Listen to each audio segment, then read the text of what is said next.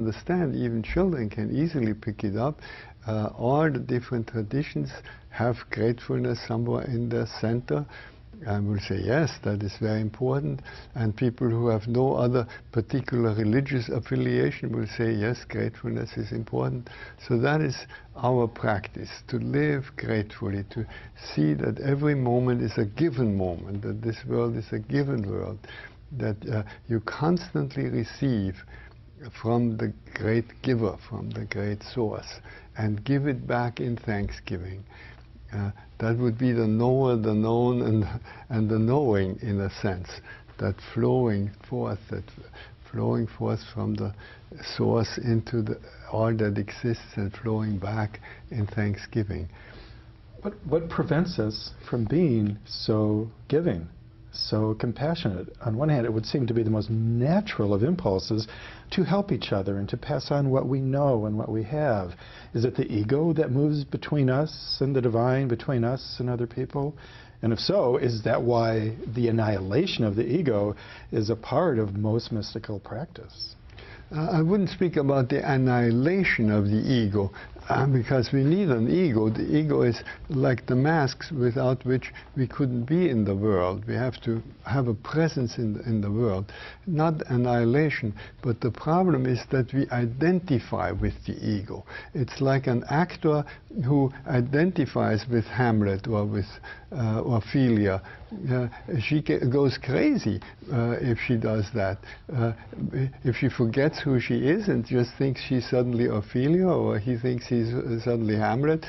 And we are all crazy like that. We are thinking we are David, or we are Lynn, or Jonathan. That's our bent of mind.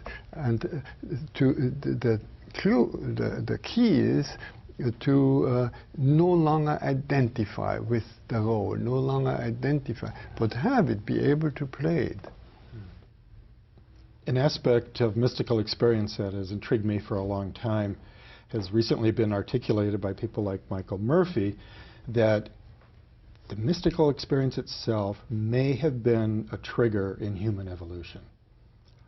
That the experience of a handful of people throughout human history has helped us with leaps of consciousness, leaps in evolution itself. Does that resonate with anyone here?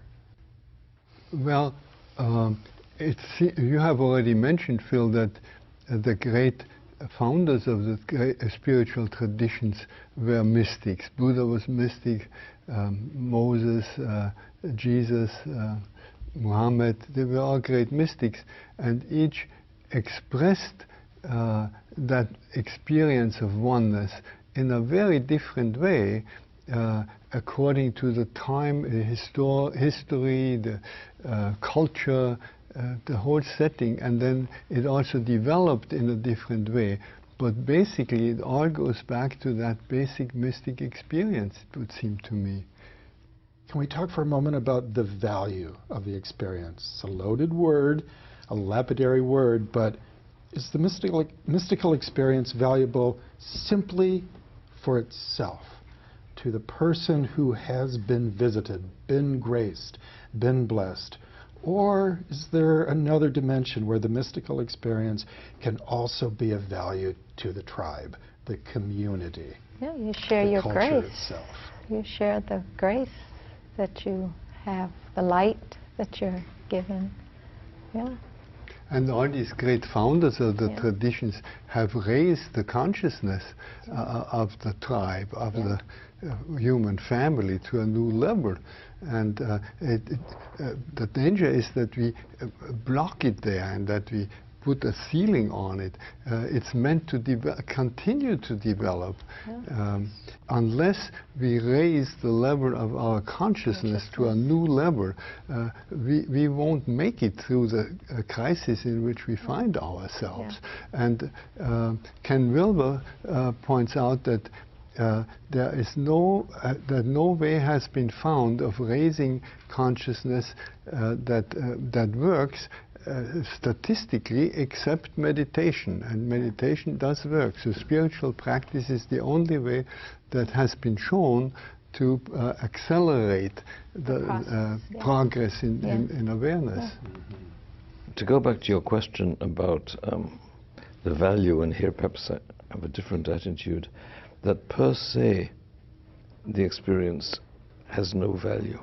It can be just like more water into the Dead Sea, or you go to a children's party and the children get a gift and they get so wonderfully excited, and the end of the party you see it in the trash can. It becomes a commodity, and that I am so cautious about, that what does one do with the experience is either a step in self-transformation, of self-awareness, of self-purification, and the transmission to the world around attempt to bring the inner illumination into a kind of outer illumination. Sometimes it has to be done extremely subtly. You can't run around and say, I've just seen the truth.